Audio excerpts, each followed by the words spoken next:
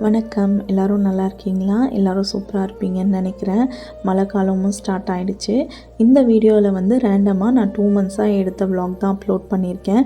Husband பர்த்டேயில் start ஆகி தீபாவளி, அதுக்கப்புறம் நாங்கள் வீடு க்ளீன் பண்ணது அண்டு மேரீடு கப்புள்ஸ் யாராச்சும் புதுசாக இருந்தீங்கன்னா அவங்களுக்கான சில டிப்ஸ், எப்படி வந்து லைஃப்பை ஸ்மூத்தாக கப்புள்ஸாக கொண்டு போகிறது அப்படின்னு எல்லாமே ஷேர் பண்ணியிருக்கேன். கண்டிப்பாக பாருங்கள்.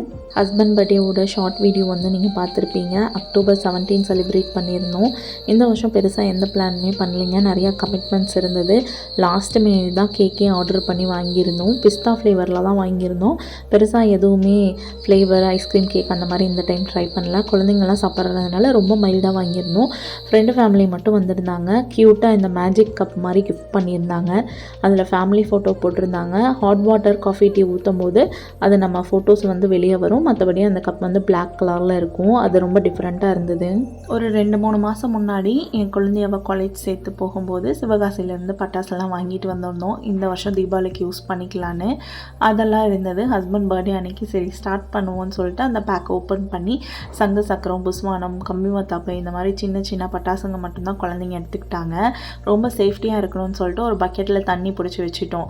டக்குன்னு அவங்க கம்பி மத்தாப்பு ஏதாவது பண்ணுறாங்க அப்படின்னா அதை முடிஞ்சோடனே கிராக்கர்ஸ் எல்லாம் அந்த வெடிச்சு முடிஞ்சோடனே அதை கொண்டு வந்து பக்கெட்டுக்குள்ளே போட்டுடலாம். ஏன்னா தெரியாமல் அவங்க அதை முதிச்சிட்டாங்கன்னா காலில் வந்து புண்ணாயிரும்னு சொல்லிட்டு இந்த மாதிரி ஐடியா பண்ணி வச்சுருந்தோம். ஆனால் கிராக்கர்ஸ் எல்லாம் போட்டு அடுத்த நாளே பார்த்திங்கன்னா கொஞ்சம் இரும்புற மாதிரி இருந்தது. அதுக்கு அடுத்த நாள் வந்து சளி பிடிச்சிக்கிச்சு. இதோட ஸ்மோக்னாலேயே என்னன்னு தெரில. ஆனால் முக்கால்வாசி பட்டாசில் வந்து ஸ்மோக்லெஸ்ஸு, அதுக்கப்புறம் இந்த ஏருக்கு வந்து ரொம்ப ஃப்ரெண்ட்லியானது தானே போட்டிருந்தாங்க. இருந்தாலுமே அதில் அவ்வளோ புகை வந்தது. அதுக்கப்புறம் நெக்ஸ்ட் வீக்கே பார்த்திங்கன்னா தீபாவளி வந்துருந்தது. தீபாவளி செலிப்ரேட் பண்ணுறதுக்காக அம்மா ஊருக்கு கிளம்பிட்டோம். நைட் டைம் வந்து அந்த தீபாவளிக்கு முந்தின நாளே வந்து ஊருக்கு ரீச் ஆகிட்டோம்.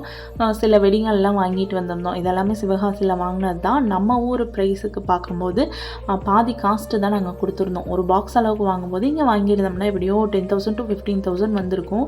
பட் நாங்கள் அங்கே 4 months முன்னாடியே காலேஜ் ஜாயின் பண்ண டைமில் வாங்கினதுனால அது ஒரு 4,000க்கே அந்த பட்டாசு எல்லாமே சேர்த்து வேலை முடிஞ்சது.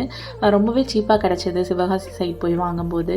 அண்ட் திண்டுக்கல் போகிற வழியிலையுமே ஒரு அவுட்லெட் இருக்குங்க. அங்கே எப்போவுமே வந்து அந்த 365 டேஸும் வந்து பட்டாசு வந்து அவைலபிளாக நார்மலான ப்ரைஸில் தான் அவங்களும் கொடுத்துட்ருக்காங்க. ஏதோ ஒரு பர்த்டே பார்ட்டி இல்லை ஏதோ மேரேஜுக்காக வைக்கணும் அப்படின்னா திண்டுக்கல் சைடு இருக்கீங்கன்னா நீங்கள் அந்த அவுட்லெட்டில் ட்ரை பண்ணி பார்க்கலாம். அண்ட் சிவகாசியில் எல்லா நாளுமே கிராக்கர்ஸ் இருக்குங்க. நீங்கள் மேனுஃபேக்சரிங் டேட்டு பார்த்தீங்கனாலே தெரியும். அவங்க வந்து ஒரு 5 வருஷத்துலேருந்து 6 வருஷம் தான் டேட் போட்டிருப்பாங்க. அதுக்குள்ளே இருந்ததுன்னா நீங்கள் தாராளமாக வாங்கி யூஸ் பண்ணலாம். சிவகாசியில் வாங்கும்போது முக்கால்வாசி எல்லாமே நல்ல குவாலிட்டியாகவும் இருக்குது. இங்கே சிலதெல்லாம் வந்து கம்பி மத்தாப்பெல்லாம் வைக்கிறோம், புஸ்வானம் வைக்கிறோம் அப்படின்னா சில புஸ்வானமெல்லாம் வந்து வெடிச்சிரும். அந்த ஃப்ளவர் பாட்டெலாம் வெடிச்சிரும். பட் நாங்கள் அங்கே சிவகாசியில் வாங்கிட்டு வந்ததில் எதுலேயுமே அந்த கம்ப்ளைண்ட் இல்லை. இந்த டைம் ஸ்கை ஷாட்ஸ் தான் 2-3 வாங்கிட்டு வந்திருந்தோம். மாயாவோட ஃபஸ்ட் பர்த்டேக்கு தான் இந்த ஸ்கை ஷாட்ஸ் வந்து யூஸ் பண்ண ஆரம்பித்தோம். ரொம்பவே நல்லா இருந்தது. அண்ட் புகையெல்லாம் மேலே போயிடுதுங்களா, கீழே வந்து நமக்கு அவ்வளோவா ஸ்மோக் எஃபெக்ட் வந்து தெரியறதில்ல. அது ஒரு 1 or 2 minutes தான் இருக்கும். 30 ஷாட்ஸ்னால் மேக்ஸிமம் ஒரு 2 minutesலேயே வெடிச்சு முடிச்சிடும்னு வைங்களேன். ஆனால் அது பார்க்குறதுக்கு கொஞ்சம் ரிலாக்ஸாக நல்லா இருந்தது. இதுவுமே ஒரு பொல்யூஷன் தான். பட் கீழே புகைய விடுறதுக்கு மேலே போச்சுன்னா நமக்கு வந்து கொஞ்சம் அஃபெக்ட் ஆகாது. பாப்பா பிறக்கிறதுக்கு கொஞ்சம் வருஷம் முன்னாடி வரைக்குமே நான் பட்டாசு எல்லாமே அவாய்ட் பண்ணிகிட்டு இருந்தோம். இதெல்லாம் ஸ்மோக்கு, பொல்யூஷனு, நம்ம ஃபார்ம்லேயே நிறையா பெட்ஸ் வச்சுருக்கோம், டாக்ஸ் எல்லாம் பயந்துக்கும் அப்படி இப்படின்னு கொஞ்ச நாள் நாங்கள் பட்டாசே வெடிக்கல. அந்த வெடி சவுண்டுங்கிறதே வீட்டில் வந்து இல்லாமல் இருந்தது. பாப்பா ஃபர்ஸ்ட் பர்த்டேக்கு ஆரம்பித்தது தான். அதுக்கப்புறம் தீபாவளி அது இதுன்னு அவங்களும் நல்லா என்ஜாய் பண்ண ஆரம்பிச்சிட்டாங்க குழந்தைங்களும். இப்போவே நம்ம வீட்டில் 2 குட்டீஸ் இருக்காங்களா, பார்த்தா அவங்களுக்கெல்லாம் ஒரே சந்தோஷம். பெரியவங்களுக்கும் கொஞ்சம் இவ்வளோ நாள் விட்டுருந்து நம்ம புதுசாக ஆரம்பிக்கும் போது பார்க்கவே ரொம்ப ஹாப்பியாக இருக்குது அப்படின்னு சொல்லிட்டு இந்த டைம் நிறையாவே வாங்கிட்டு வந்துட்டோம். இப்போ இருக்க ஸ்கூலிங்ஸ் எல்லாம் ரொம்பவே பரவாயில்லைங்க. இப்போ இருந்தே வந்து பிளாஸ்டிக் யூஸ் பண்ணக்கூடாது, இந்த மாதிரி புகை வந்து அதிகமாக பொல்யூஷன் பண்ணக்கூடாது, அந்த மாதிரி குழந்தைங்களுக்கு நிறையா விஷயம் கற்றுக் கொடுக்குறாங்க. அவங்களும் இன்னும் கொஞ்ச நாள் வந்து ஆர்வத்துக்கு வெடிப்பாங்க. ரொம்பவே இந்த ஸ்கூலிங் எல்லாம் போக ஆரம்பிச்சிட்டாங்கன்னா அவங்களே சொல்ல ஆரம்பிச்சிருவாங்க, இது புகை வருது, இது உடம்புக்கு நல்லதில்லை, வேணான்னு சொல்லிட்டு அவாய்ட் பண்ண ஆரம்பிச்சிருவாங்க. இப்போ ரொம்ப குட்டி பிள்ளைங்களாக இருக்கனால இது கலர்ஃபுல்லாக இருக்கனால அவங்களுக்கும் நல்லா இருக்குது. எல்லாமே பயப்படாமல் மாயா குட்டியும் வச்சாங்க. சில குழந்தைங்களாம் பயந்துப்பாங்க, இது வந்து நெருப்பு வருது சுட்டு வச்சிரும் அப்படின்ட்டு. பட் இவங்க கொஞ்சம் கான்ஃபிடென்ட்டாகவே இருந்தாங்க. அவங்களே நிறையா ஃப்ளவர் பாட்ஸ் எல்லாம் வச்சுட்டு வந்தாங்க. பேரண்டிங்லேயே நிறையா விதம் இருக்குது இல்லைங்களா? சம்டைம்ஸ் வந்து நம்ம அது வெடிச்சிருமோன்னு சொல்லிட்டு நம்மளே பயப்படுவோம், வைக்க வேணான்னு சொல்லுவோம்.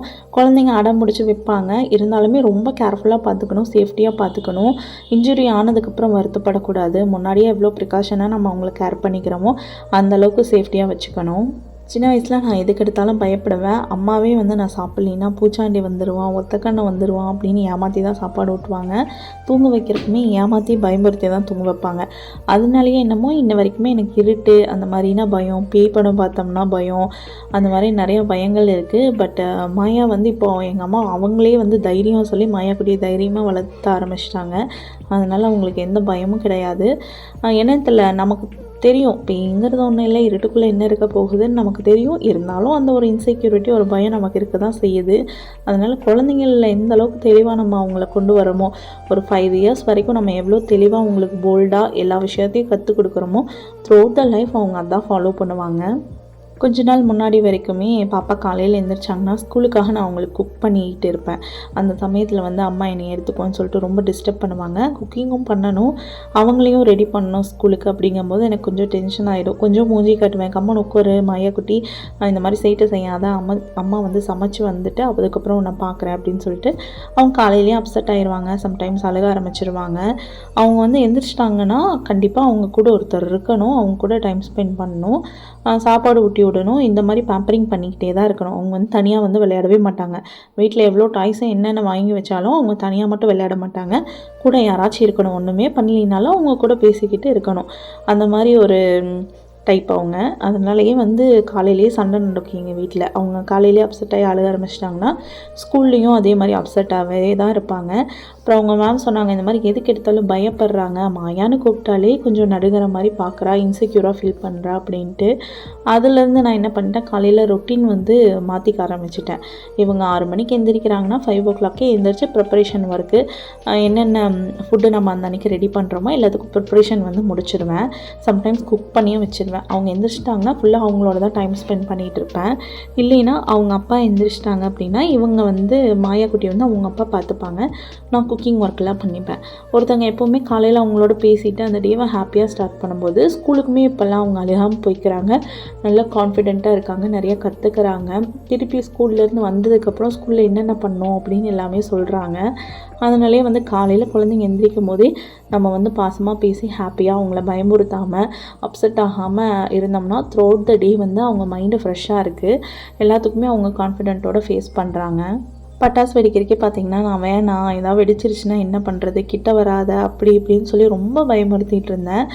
ஆனால் அம்மா இருந்துட்டு இல்லை வேணாம், நான் உன்னை பயமுறுத்தி வளர்த்தி தான் நீ எதுக்கு எடுத்தாலும் அப்பப்போ பயப்பட்டுருக்க, வந்து அவள் வச்சு பார்க்கட்டும், நம்ம அவளை சேஃபாக பார்த்துக்கலாம் அப்படின்னு சொன்னாங்க.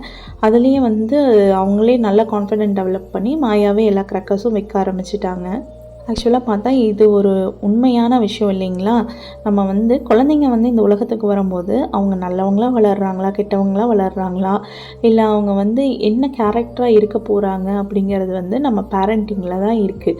நீங்கள் வந்து அவங்களுக்கு எப்படி டீச் பண்ணுறீங்க, நீங்கள் வீட்டில் எப்படி நடந்துக்கிறீங்க, அதை பார்த்து தான் வந்து குழந்தைங்க கற்றுப்பாங்க.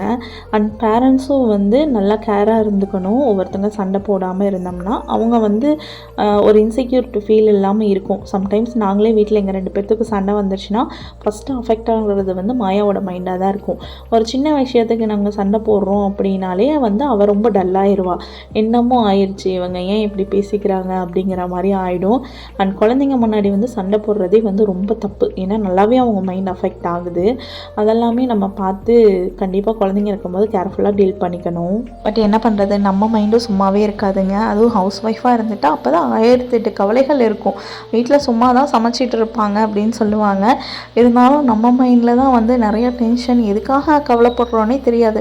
சம்டைம்ஸ் வந்து காலையில் சமைக்கிறதே வந்து ஒரு டென்ஷனாக தான் இருக்கும். என்ன சமைக்க போகிறோம் அப்படின்னு பார்க்குறக்குள்ளேயே அவ்வளோ கஷ்டமாக இருக்கும்.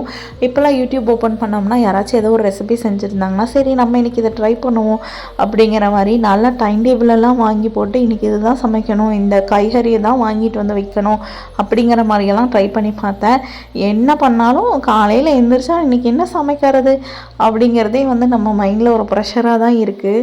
அம்மாக்கிட்ட ஃப்ரெண்ட்ஸ்கிட்டையெல்லாம் டிஸ்கஸ் பண்ணோம்னா பேசாமல் மாவாட்டி வச்சுருங்க, இட்லியோ தோசையோ ரெண்டமாக அதை போட்டுடலாம் அப்படின்னு. இட்லி தோசை செஞ்சாலும் என்ன சட்னியை செய்யணும் அப்படிங்கிற மாதிரி தான் தோணும். இப்போ தான் கொஞ்சம் கொஞ்சமாக என்னை நானே மாற்றிக்க ட்ரை பண்ணிக்க ஆரம்பிச்சிருக்கேன். ஜிம்முக்கு போகிறது, ஏதோ ஒரு ஒர்க் அவுட் பண்ணுறது, டைம் கன்சியூமிங் இல்லாத சின்ன சின்ன சமையல், ஈஸியான குயிக்கான ரெசிபீஸ் எல்லாம் முடிச்சுட்டு நமக்கான டைம் ஒதுக்கிறது, ஃபேமிலிக்காக டைம் ஸ்பெண்ட் பண்ணுறது, அந்த மாதிரி கொஞ்சம் கொஞ்சமாக ப்ராப்பராக வந்து ஒரு டைம் டேபிள் போட்ட மாதிரி பண்ணிகிட்ருக்கேன். இருந்தாலும் அதை ஃபாலோ பண்ணுறதுக்குலாம் சம்டைம்ஸ் கஷ்டமாக தான் இருக்குது. டயட்லாம் ஆரம்பித்தா 4 நாள் வந்து நல்லா தான் போயிட்டுருக்கு. அப்புறம் 5ஆவது நாள் எப்படி போகுதுன்னே தெரில, அப்படியே மாறிடுது. ஏதாச்சும் ஆன்லைன் கிளாஸ்லாம் அட்டன் பண்ணுறோம் அப்படின்னா பாசிட்டிவாக பேசுவாங்கள்ல, அதெல்லாம் கேட்கும்போது நல்லா தான் இருக்கும். நம்ம ஜாலியாக தானே இருக்கோம், ஹவுஸ் ஒய்ஃபாக இருக்கோம், நமக்கு என்ன இல்லாமல் இருக்குது.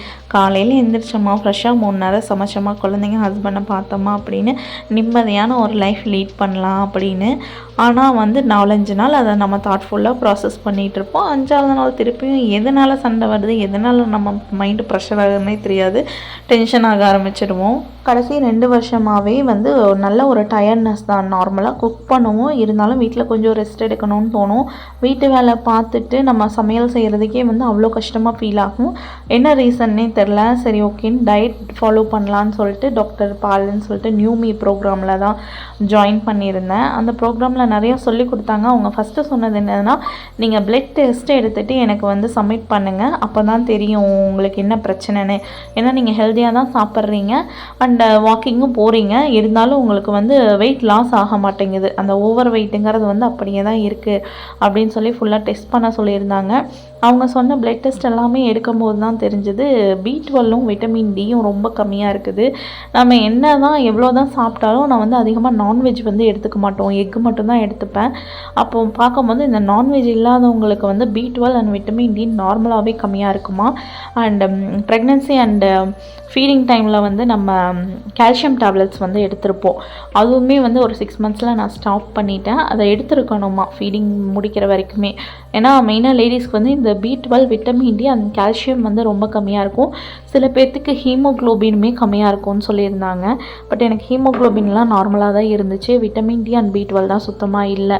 அப்போது டயட் ஜாயின் பண்ணதுக்கப்புறம் அவங்க என்ன சொன்னாங்கன்னா, நீங்கள் வந்து உங்களோட டாக்டர்கிட்ட கன்சல்ட் பண்ணிவிட்டு ஒரு நல்ல விட்டமின் டி சப்ளிமெண்ட்டும் B12ம் எடுத்துக்க ஸ்டார்ட் பண்ணுங்கள். அண்ட் நாங்கள் சொல்கிற மாதிரி அப்படியே டயட்டை ஃபாலோ பண்ணுங்கன்னு சொல்லியிருந்தாங்க. 1 மந்த் வந்து அந்த கோர்ஸ் அட்டன் பண்ணியிருந்தேன். 6000 ருபீஸ் பே பண்ணிவிட்டு ஒரு டயட்டீஷியன் வந்து நம்மளுக்கு அலாட் பண்ணிடுவாங்க. அவங்க வந்து டெய்லி 3 டைம்ஸ் வந்து நமக்கு மெசேஜ் பண்ணுவாங்க, நீங்கள் என்ன சாப்பிட்டீங்கன்ட்டு. அதை வந்து நம்ம வெப்சைட்லேயும் அவங்க வெப்சைட்டில் வந்து அப்லோட் பண்ணோம்.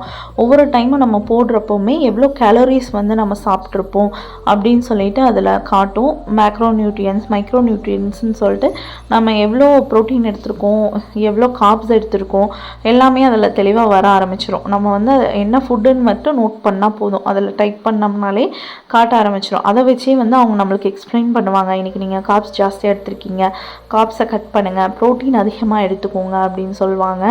அண்ட் நைட்டு வந்து ஃபைபர் கண்டிப்பாக நிறையா எடுத்துக்கணும், அப்போ தான் ஏர்லி மார்னிங் வந்து பசிக்காதுன்னு சொன்னாங்க. இன்னொரு விஷயம் என்னென்னா, முடிஞ்ச அளவுக்கு ஒரு 8 o'clock அது 7 o'clock சாப்பிட்ருங்க. சன்செட்டு அண்ட் சன் வந்து ரைஸ் ஆகிறக்குள்ளே இந்த தான் ஈட்டிங் விண்டோ இருக்கணும். 6 to 6 அப்படின்னா இன்னுமே நல்லாயிருக்கும் அப்படிங்கிற மாதிரி சொல்லியிருந்தாங்க. பட் நம்ம வீட்டு வேலையெல்லாம் முடித்து சாப்பிட்டு தூங்கும் போதே மணி 11 ஆயிரும். சாப்பிட்றதே பார்த்திங்கன்னா 10 மணிக்கு மேலே தான் சாப்பிடுவோமே. சாப்பிட்டோன்னே படுக்கிறதுனால தான் அந்த வெயிட் வந்து அப்படியே இருக்குது. அண்ட் ஓவர் வெயிட்டும் ஆகுது, வெயிட் லாஸ் ஆகாமல். இதெல்லாமே அவங்க சொன்னாங்க. 1 மந்த் ஃபாலோ பண்ணும்போதே பார்த்திங்கன்னா எனக்கு ஒரு 4 kgs கிட்டேயே நல்லாவே குறைஞ்சிது. அதுக்கப்புறம் ஒரு 3 months அவங்க ஜாயின் பண்ண சொன்னாங்க. நான் 6000 போட்டு 1 month ஜாயின் பண்ணி இவ்வளோ கற்றுக்கிட்டோம், நம்மளே வீட்டில் ஏதோ ஒன்று பண்ணிடலான்னு சொல்லிட்டு நான் ஜாயின் பண்ணல. அந்த 1 month ட்ரையல் கிளாஸ் மாதிரி போயிட்டு அதை குவிட் பண்ணிட்டேன். அப்புறம் பார்த்தா என்னால் ஃபாலோ பண்ணவே முடியல. ஏன்னா ஒருத்தவங்க வந்து எப்போவுமே நமக்கு மெசேஜ் பண்ணி நீங்கள் என்ன சாப்பிட்டீங்க, நீங்கள் இது அதிகமாக எடுத்துக்கிறீங்க, கம்மியாக எடுத்துக்கிறீங்க அப்படின்னு சொல்லும்போது நமக்கே ஒரு கில்ட்டியாக இருக்கும். இவங்க வந்து இவ்வளோ தூரம் நம்மளை கேர் பண்ணுறாங்க, நம்ம எப்படி இருக்கோம் அப்படின்னு சொல்லிட்டு. அதுக்கப்புறம் ஒரு 2 to 3 daysக்குள்ளேயே நான் டயட் வந்து நார்மலாக ஆகிடுச்சு. திருப்பியும் அந்த 10 o'clock சாப்பிட்றது அந்த மாதிரி லைஃப் ஸ்டைல் மாறிடுச்சு. எந்த விஷயமா இருந்தாலும் அந்த கன்சிஸ்டன்சிங்கிறது வந்து நமக்கு வேணும், செல்ஃப் கண்ட்ரோலுங்கிறது வேணும். ஒன்று நம்ம ஃபாலோ பண்ணுறோம் அப்படின்னா அதை வந்து நம்ம டாஸ்க் அச்சீவ் பண்ணுற வரைக்கும் கண்டிப்பாக நம்ம ஃபாலோ பண்ணி ஆகணும். எல்லாருமே அதை வந்து பண்ணணும். அப்போ தான் நம்ம வந்து நம்ம எடுத்த டாஸ்கில் வந்து சக்ஸஸ்ஃபுல்லாக இருக்க முடியும், அதை கம்ப்ளீட் பண்ண முடியும். நிறையா சக்ஸஸ்ஃபுல்லாக இருக்க பர்சன்ஸோட ஸ்டோரியோ அவங்க என்ன பண்ணுறாங்கன்னு அந்த அவங்க ரொட்டீனு கேட்டிங்கனாலே நம்ம நிறையாவே கற்றுக்கலாம். அவங்க வந்து டைமுக்கு வந்து எந்திரிச்சுப்பாங்க, சாப்பிட்றதுலேருந்து எல்லாத்துலேயுமே டிசிப்ளினாக இருப்பாங்க. இன்றைக்கான டாஸ்க்கை வந்து இன்றைக்கி கம்ப்ளீட் பண்ணிவிட்டு நாளைக்கு நம்ம என்ன பண்ணணும் அப்படிங்கிறத இன்றைக்கே ஷெட்யூல் பண்ணி வச்சுருவாங்க. அந்தளவுக்கு அவங்க கிளியராக இருப்பாங்க. அந்த மாதிரி இருக்கும்போது தான் அந்த 24 hours, ஒரு நாளில் 24 hours இருக்குன்னா 8 hours வந்து நம்ம தூங்குறதுக்கு அப்படின்னு வச்சுக்கலாம். மீதி ஒரு 4 hours வந்து நம்ம ட்ராவல் பண்ணுறது அது இதுனாலும் அந்த 8 to 10 hours வந்து நம்ம என்ன உருப்படியாக பண்ணுறோம் அப்படிங்கிற மாதிரி நம்ம பார்த்தோம்னா தான் நம்ம லைஃப்பை வந்து சக்ஸஸ்ஃபுல்லாக அமைச்சிக்க முடியும். சில சமயத்தில் தோணும், நம்ம வேலைக்கு போயிட்டு வந்தோம்னா இவ்வளோ ஸ்ட்ரெஸ் இருக்காது, ஹவுஸ் ஒய்ஃபாக இருக்கனால தான் இவ்வளோ ஸ்ட்ரெஸ்ஸாக இருக்குது, வீட்டுக்குள்ளேயே இருக்கும் அப்படிங்கிற மாதிரி தோணும். பட் ஒர்க்கிங் உமன் கிட்ட கேட்டால் தான் தெரியும் அது அவங்களுக்கு எவ்வளோ கஷ்டமாக இருக்குன்ட்டு. என் ஃப்ரெண்ட்ஸே நிறையா பேர் ரொம்ப முடியல, வீட்டில் இருக்க ஸ்ட்ரெஸ்ஃபுல்லாக இருக்குதுன்னு சொல்லிட்டு ஜாப் ஜாயின் பண்ணிட்டு கொஞ்ச நாளில் வந்து இல்லை இதுதான் நிம்மதியான வாழ்க்கை அப்படின்னு அதை குவிட் பண்ணிட்டு திருப்பியும் ஹவுஸ் ஒய்ஃபாக இருக்கவங்க நிறையா பேர் இருக்காங்க. நம்ம போய் பார்க்காதனால அதை பற்றின கவலைகள் அதில் என்னென்ன கஷ்டங்கள் இருக்குது அப்படிங்கிறது வந்து நமக்கு தெரியல. நான்லாம் சம்டைம்ஸ் வீட்டில் சண்டை வந்து நான் வந்து ஜாப் போகிறேன் அப்படிங்கிற மாதிரி சொன்னால் ஹஸ்பண்ட் என்ன சொல்லுவாங்கன்னா, நீ வீட்டிலையே முன்னர சமைச்சிட்டு எங்களை பார்த்துக்கிறதுக்கே உனக்கு அவ்வளோ கஷ்டமாக இருக்குது, நீ எல்லாம் வந்து 9 to 5 ஜாப் போயிட்டு வந்து இந்த வேலையெல்லாம் பண்ணுவியா அப்படிங்கிற மாதிரி தான் கேட்பாங்க. சம்டைம்ஸ் அவங்க வந்து உண்மையை தான் சொல்கிறாங்க. ஆனால் அந்த பேச்சையெல்லாம் கேட்கும்போது எனக்கு அவ்வளோ கோவம் வரும். வீட்டில் வெட்டியாக இருக்கனால தானே இவங்க நம்மளை எப்படி பேசுகிறாங்க, நம்ம வந்து இண்டிபெண்ட்டாக இருக்கணும், நம்ம ஏர்ன் பண்ணணும் அப்படிங்கிற மாதிரி தோணும். சம்டைம்ஸ் வந்து ஆமாம் இதுக்கே நம்ம கஷ்டமாக இருக்கே, நம்ம வெளியே போய் ஒர்க்கெல்லாம் முடிச்சுட்டு வரும்போது திருப்பி ஈவினிங் நம்ம குக் பண்ணணும், குழந்தைய பார்த்துக்கணும் அப்படிங்கும்போது அது கஷ்டமாக தான் இருக்கும் அப்படின்னு தோணும். இதனாலேயே ஒர்க்கிங் உமன்ஸ் மேலேயெல்லாம் அவ்வளோ ரெஸ்பெக்ட் வரும். அவங்க ஃபேமிலியும் பார்த்துட்டு ஒர்க் லைஃப்பையும் பேலன்ஸ் பண்ணிகிட்டு இருக்கிறதெல்லாம் உண்மையாலுமே பெரிய விஷயந்தான். இந்த டைம் தீபாவளி செலிப்ரேஷனுக்காக ஏதோ பேட் அண்ட் பால்னு சொல்லிட்டு ஒன்று வாங்கிட்டு வந்திருந்தாங்க. அந்த பேட் பாலில் வந்து ஒரு குட்டி திரி மாதிரி கொடுத்துருந்தாங்க. அந்த பேட்டை பற்ற வச்சு பாலில் வச்சா கலர்ஃபுல் பாம் மாதிரி கலர்ஸ் வரும் அப்படின்னு சொல்லிட்டு அது ரொம்பவே ஆவரேஜாக தான் இருந்ததுங்க. அவ்வளோ ரொம்ப கலர் வரல, ஏதோ எல்லோ கலரில் ஒரு ஸ்மோக் தான் வந்தது. அதை பற்றி தான் அம்மா நானும் பேசிகிட்டு இருந்தோம். அம்மா வீட்லேயும் அதே வேலை தான் இருக்கும், அம்மா வீட்லேயும் அதே வேலை தான் இருக்கும். 2 பக்கம் போனாலும் நம்ம அதே வேலையை தான் ஃபாலோ பண்ணுவோம். இருந்தாலும் அம்மா வீட்டுக்கு போகும்போது அவ்வளோ சந்தோஷமாக இருக்கும், நம்மளுக்கு ரிலாக்ஸாக ஃபீல் ஆகும். குக்கிங் பொறுத்த வரைக்கும் பார்த்தா ப்ரிப்பரேஷன் ஒருத்தவங்க பண்ணிவிட்டு சமைக்கிறது ஒருத்தவங்க பண்ணால் பிரச்சனையே இருக்காதுங்க, ஈஸியாகவும் இருக்கும். பேசிக்காக குக்கிங்னு பார்த்தா இங்கே இருந்தாலும் நான் தான் பண்ணுவேன், அம்மா வீட்டுக்கு போனாலும் மோஸ்ட்லி நான் தான் சமைக்கிற மாதிரி இருக்கும். இருந்தாலுமே வந்து அம்மா எல்லா ஒர்க்குமே முடிச்சு வச்சுருவாங்க. வெங்காயம் தொளிக்கிறதுலேருந்து அந்த மிளகாட்டுறது, சிக்கன் மட்டன் செஞ்சோம்னா எல்லா ஒர்க்குமே ஃபினிஷ் பண்ணி வச்சுருவாங்க. அந்த குக்கிங் ப்ராசஸ் மட்டும்தான் நான் பண்ணுற மாதிரி இருக்கும். குக்கிங் ப்ராசஸ் பண்ணவே அந்த வெசல் வாஷ் எல்லாமே நான் பண்ணிடுவேன், க்ளீனிங் ஒர்க்கும் முடிச்சிடுவேன். அப்படினால அதை பேலன்ஸ் பண்ணி பண்ணும்போது எனக்கும் நிறையா டைம் கிடைக்கிற மாதிரி இருக்கும். அம்மாவும் நிறைய டைம் வந்து மாயா குட்டியோட அகனோட டைம் ஸ்பெண்ட் பண்ணுவாங்க. அவங்களுமே ரொம்ப ரிலாக்ஸாக ஃபீல் பண்ணுவாங்க. அதை தான் நான் சொல்லுவேன், அம்மா வீட்டுக்கு போனால் நீ என்ன சும்மாவா இருக்க, ஒர்க்கெல்லாம் பண்ணுறல்ல, இங்கே அதை செய் அப்படிங்கும்போது நமக்கு தோணும், யாராவது ஒருத்தங்க நம்மக்கிட்ட பேசிகிட்டு இருந்தாங்கன்னா நமக்கும் வேலை செய்கிறதே தெரியாதுல்ல அப்படின்னு. தீபாவளிக்கு முந்தின நாள் நைட்டு வந்து மீன் குழம்பும் மீன் ஃப்ரை, அந்த ஃபிஷ் ஃப்ரையும் தாங்க ட்ரை பண்ணியிருந்தோம். ரொம்பவே நல்லா வந்திருந்தது. அதுக்கு அடுத்த நாள் வந்து சிக்கன் மட்டன் எடுத்திருந்தோம். பாப்பாவுக்கு வந்து 1 வீக் முன்னாடியே அந்த பட்டாசு அந்த புகையெல்லாம் இருந்ததுனால கொஞ்சம் சளி பிடிக்கிற மாதிரி இருந்தது, த்ரோட் இன்ஃபெக்ஷன் ஆகிடுச்சு. அதனால் அப்பா தனியாக நண்டு வாங்கிட்டு வந்திருந்தாங்க. கோல்டுக்கு வந்து நண்டு சாப்பிட்டா ரொம்பவே நல்லதுன்னுட்டு. என்னோடய ஆத்தா தாத்தா பார்த்திங்கன்னா தோட்டத்து வீட்டில் இருக்காங்க, நாங்கள் வந்து தனியாக வேற ஒரு தோட்டத்தில் இருக்கோம். தீபாவளி டைமில் வந்து 2 பேர்த்தையும் கூட்டிகிட்டு வரலான்னு பார்த்தோம். மழை பெஞ்சிட்டு இருந்ததுனால எங்களது வந்து மண் ரோடு தான், தார் ரோடு கிடையாது. அதனால ரொம்ப சகதியாக இருந்தது. சரி அவங்களே இங்கே கூட்டிகிட்டு வந்து டயர்டாகிடுவாங்க, நம்மளே எல்லாம் பேக் பண்ணிட்டு போனோம்னா அங்கேயே ஒரு கொஞ்சம் நேரம் டைம் ஸ்பெண்ட் பண்ணிவிட்டு அவங்களோட பேசிட்டு பட்டாசுலாம் வெடிச்சிட்டு வரலான்னு சொல்லிட்டு எல்லாமே பேக் பண்ணி நாங்கள் இங்கே எடுத்துகிட்டு வந்துட்டோம். ஏன்னா அவங்கள கூட்டிகிட்டு போய் கொண்டாடிட்டு வந்து விடுறதுக்கு தான் ரொம்ப கஷ்டமாக இருக்கும். நம்ம எவ்வளோ நேரம் வேணாலும் இங்கே வந்து விளாண்டுட்டு இருந்துக்கலாம். வயசானதுனால அதிகமாக ட்ராவல் பண்ணாமல் பார்த்துக்கிட்டோம்னா அவங்க கொஞ்சம் நல்லா சேஃபாக ஃபீல் பண்ணுறாங்க. 2 பேர்த்துக்குமே 85 வயசுக்கு மேலே இருக்குமுங்க. நல்லா ஆரோக்கியமான உணவு முறையினால் இன்னுமே 2 பேரும் ஹெல்த்தியாக இருக்காங்க. சுகரு ப்ரெஷரு அப்படின்ட்டு எதுவுமே இல்லை, நல்லா ஹெல்த்தியாக இருக்காங்க. இவங்கள பார்த்து நம்ம நிறையாவே கற்றுக்கலாம் எந்த மாதிரி சாப்பாடு எடுத்துக்கிட்டாங்கன்ட்டு. நான் அந்த வீடியோ எடுக்கும் போது கூட ஒரு ஷார்ட் வீடியோ அப்லோட் பண்ணியிருப்பேன்.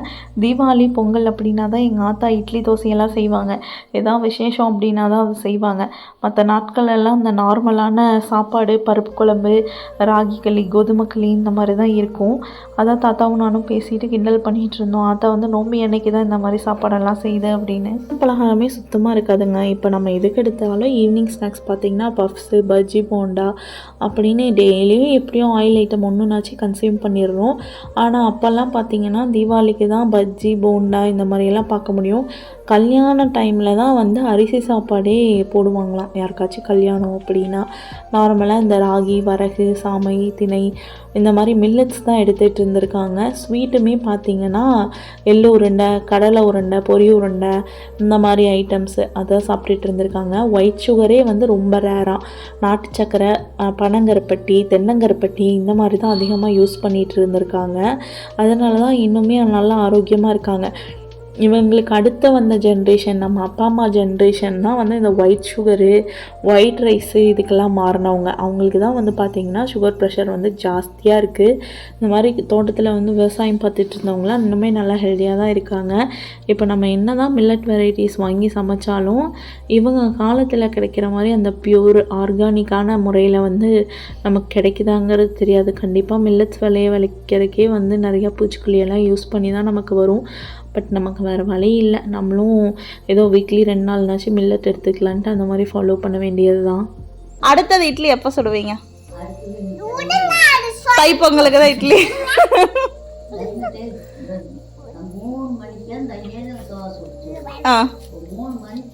சரி, அதான் கிரைண்டர் இருக்குதுல மாவாட்டா, அதுக்கு உங்களுக்கு ஆர்டர் கஷ்டமா இருக்கா?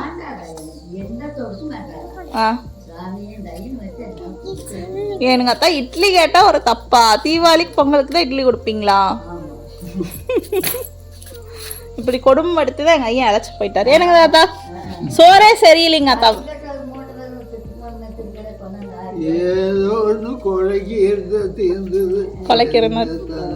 தாத்தா வேற நல்ல பொண்ணா நம்ம மேட்ரிமோனியில் அப்ளை பண்ணி பாத்தரலாம். இந்த பொண்ணு சரியில்லை, சோறே ஆக்க மாட்டேங்குது வீட்டுல. ஏனுங்க தாத்தா வேற பொண்ணு பார்க்கலாமான்னு சொல்லுங்க தாத்தா. சொல்லுங்க தாத்தா, இல்ல சமையலுக்கு ஆள் போட்டுடலாமா? போகும்போது நீ கல்யாணம் சரி, சமையலுக்கு ஆள் போட்டுடலாமா?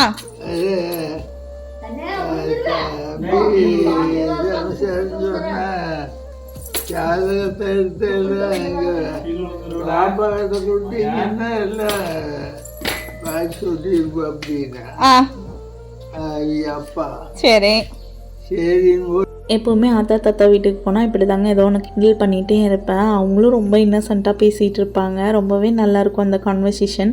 நம்ம குழந்தையாக இருக்கும்போது நம்ம எவ்வளோ இன்னசென்ட்டாக எவ்வளோ நிம்மதியாக இருந்தோமோ அந்த லைஃப் வந்து எனக்கு திருப்பி ஞாபகம் வந்த மாதிரி இருக்கும். எதுவுமே தோணாது, நல்லா பேசி சிரிச்சுட்டு கொஞ்சம் நேரம் ஹாப்பியாக டைம் ஸ்பெண்ட் பண்ணிட்டு வருவோம். எப்போ ஆத்தா வீட்டுக்கு போனாலும் ஆத்தா பண்ணுற ஒரே கம்ப்ளைண்ட் வந்து தாத்தா வந்து 3லேருந்து 4 மணிக்குள்ளே டின்னரை முடிச்சிடுறாங்க, 6 மணி ஆனால் கட்டலில் வந்து படுத்துக்கிறாங்க அப்படின்னு தான் கம்ப்ளைண்ட் பண்ணிகிட்டு இருப்பாங்க. பட் அது விதத்தில் வந்து ரொம்பவே நல்லது. ஏன்னா வந்து சன்செட்டுக்கு முன்னாடி சாப்பிட்டோம்னாலே அது டைஜஸ்ட் ஆயிரும். நைட்டு வந்து நமக்கு எந்த பிரச்சனையும் இருக்காது. காலையில் வந்து ஒரு 7க்குள்ளேயே தாத்தா பிரேக்ஃபாஸ்ட் முடிச்சிருவாங்க. ரொம்பவே ஹெல்த்தியான விஷயந்தான். இன்னொன்று என்ன அப்படின்னா, தாத்தா வந்து அந்த கண்புரை அறுவை சிகிச்சைன்னு ஒன்று இருக்கும், நார்மலாக எல்லோரும் பண்ணுவாங்க. அது வந்து பண்ணலை. ஏன்னா தாத்தாக்கு வந்து புகையில சாப்பிட்ற ஹேபிட் இருக்குது. அதை வந்து ஸ்டாப் பண்ணாதான் டாக்டர்ஸ் வந்து அதை பண்ண முடியும். ஏன்னா அது ஒரு ஆல்கஹால் மாதிரி தான் அந்த விஷயம் அப்படின்னு சொல்லியிருந்தாங்க. அதுக்கு பயந்துட்டே தாத்தா வந்து நான் வந்து என்னால் எல்லாம் அதை நிறுத்த முடியாது, நான் பண்ணிக்கல.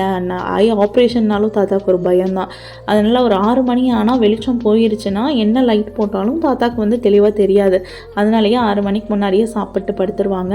காலையில் ஒரு 6:30 போது எந்திரிச்சுப்பாங்க. அது வரைக்கும் அந்த கட்டலில் தான் இருப்பாங்க. இறங்கி இறக்க வசதியாக வந்து ஒரு கயிறு கட்டி வச்சுருக்காங்க படியில்.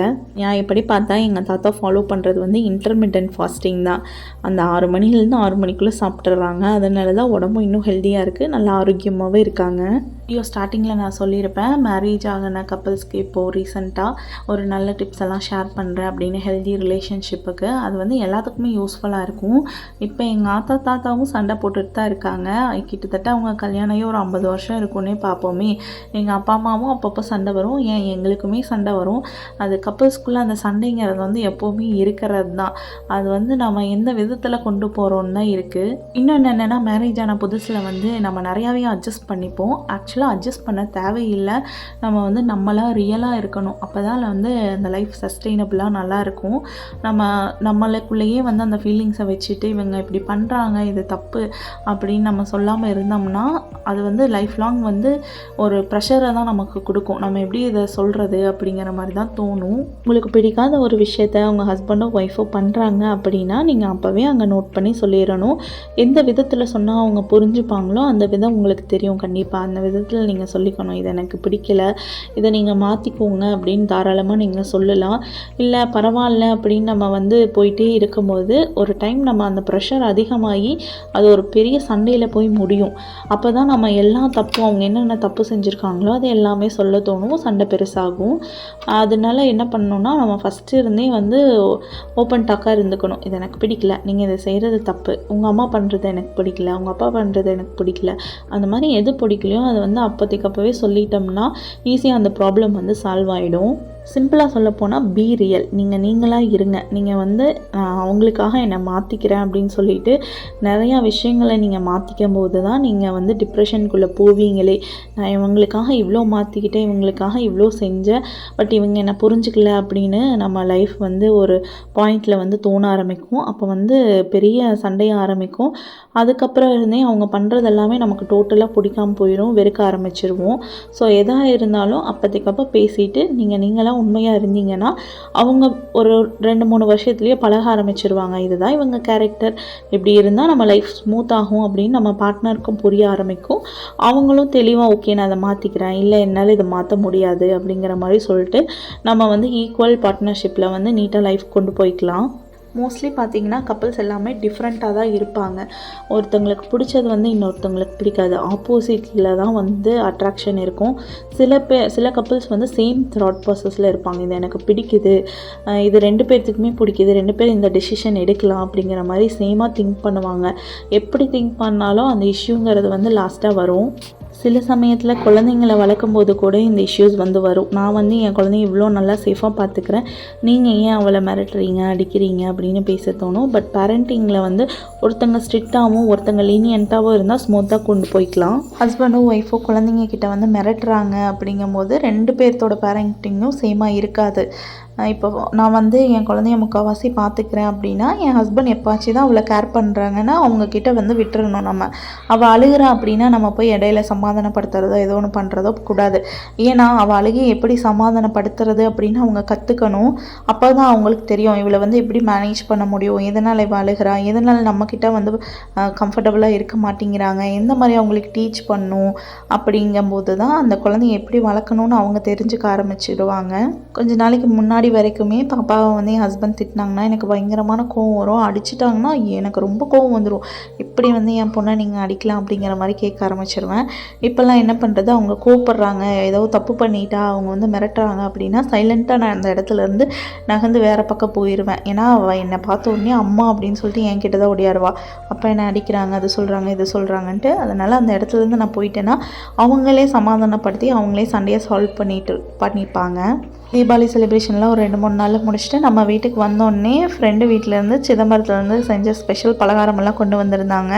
சோமாஸ், முறுக்கு அப்படின்னு நிறைய டிஃப்ரெண்ட் ரெசிபிஸ் இருந்தது. எல்லாமே சாப்பிட்டு பார்க்கும்போது ரொம்ப டேஸ்ட்டாகவும் இருந்தது, யூனிக்காகவும் இருந்தது. தீபாவளி முடிச்ச அடுத்த நாளே பார்த்திங்கன்னா கந்த சஷ்டி வந்து ஸ்டார்ட் ஆயிடுச்சு. இந்த வருஷம் வந்து நான் 7 நாள் கடைப்பிடிச்சிருந்தேன். பட் மிளகு விரதம் இருக்க முடியல. அதை பற்றின லாங் வீடியோ வந்து போன டைம் நான் போட்டிருப்பேன். கந்த சஷ்டி அப்போவே அதை எடிட் பண்ணி அப்லோட் பண்ணிட்டேன். இந்த வீடியோஸ் வந்து தான் லாங் வீடியோவாக இருந்தது, என்னால் எடிட் பண்ண முடியல. இப்போ டைம் கிடச்சதுனால இதை அப்படியே எடிட் பண்ணி நான் அப்லோட் பண்ணியிருக்கேன். ஏதோ ஒரு விதத்தில் என்னோடய வீடியோ உங்களுக்கு யூஸ்ஃபுல்லாக இருக்குதுன்னு நினச்சிங்கன்னா கண்டிப்பாக ஷேர் பண்ணுங்கள். நம்மளை மாதிரியே சில பேர் இருப்பாங்க, ஹவுஸ் ஒய்ஃப்ஸ், ரொம்ப ஃபீல் பண்ணிவிட்டு வருத்தப்பட்டுட்டு. அவங்களுக்கெல்லாம் இதை ஷேர் பண்ணுங்கள். ஒரு குட்டி மோட்டிவேஷனாக இருக்கலாம், இல்லை நிறைய பேர்த்துக்கு இது ஒரு லைஃப் சேஞ்சிங் மூமெண்ட்டாக கூட அமையலாம். அவங்களுக்கெல்லாம் ஷேர் பண்ணுங்கள். நம்ம வீடியோ வந்து லைக் பண்ணிடுங்க, சேனலை சப்ஸ்கிரைப் பண்ணிடுங்க. இல்லை ரொம்ப போரிங்காக இருந்தாலும் கண்டிப்பாக கமெண்ட் செக்ஷனில் ஷேர் பண்ணுங்கள். அடுத்தது எந்த டாபிக் பற்றி பேசலாம், எந்த மாதிரி வீடியோஸ் வந்து நம்ம எடுக்கலான்னு சொல்லுங்கள். டயட் பற்றி வேணுமா, பேரண்டிங் பற்றி வேணுமா, இல்லை கப்புள்ஸ் பற்றி வேணுமா, எந்த மாதிரி வேணும்னு சொல்லுங்கள். நிறையா விஷயங்கள் நம்ம பேசலாம், தெரிஞ்சுக்கலாம். எல்லோரும் ஹாப்பியாக ஆரோக்கியமாக சாப்பிட்டு சந்தோஷமாக இருங்க, பாசிட்டிவிட்டியோடு இருங்க. எந்த கவலையாக இருந்தாலும் கொஞ்ச நேரம் அதுக்காக ஃபீல் பண்ணிவிட்டு வேணும்னு அழ தோணுச்சுன்னா கொஞ்ச நேரம் அழுதுட்டு அதை அப்படியே விட்டுட்டு அடுத்தது நம்ம லைஃப்பை நம்ம எப்படி கொண்டு போகணும்னு மைண்டில் ஃபிக்ஸ் பண்ணிவிட்டு அதுக்கான முயற்சியில் வந்து ஈடுபடுங்க. கண்டிப்பாக எல்லாமே சக்ஸஸ்ஃபுல்லாக அமையும். எல்லா நாளும் சோகமாகவே இருக்காது, எல்லா நாளும் ஹாப்பியாகவே இருக்காது. லைஃப்னால் அப்ஸ் அண்ட் டவுன்ஸ் கண்டிப்பாக இருக்கும். அதெல்லாம் கடந்து நம்ம ஹாப்பியாக கொண்டு போகிறது தான் வந்து நம்ம கையில் இருக்குது. அண்ட் குழந்தைங்கள வந்து ரொம்பவே ஹாப்பியாக வளர்த்துங்க. அவங்க வந்து நம்ம அடுத்த ஜென்ரேஷன், அவங்க தான் நம்ம லைஃப். அவங்கள வந்து ஹாப்பியாக வச்சுக்கோங்க. இன்னொரு நல்ல வீடியோவில் பார்க்கலாங்க. தேங்க்ஸ் ஃபார் வாட்சிங். நன்றி, வணக்கம், வாழ்க வளமுடன்.